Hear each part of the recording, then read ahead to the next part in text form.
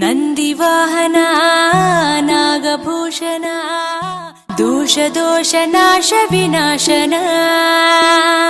ಸೃಷ್ಟಿಕಾರಣ ನಷ್ಟಹಾರಣ తమోరజో సత్వగుణ విమోచన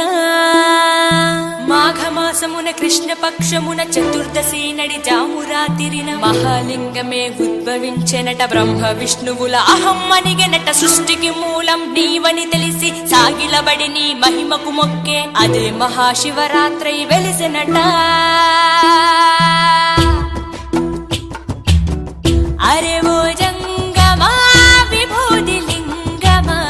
పక్కన పార్వతమ్మ తలపై గంగ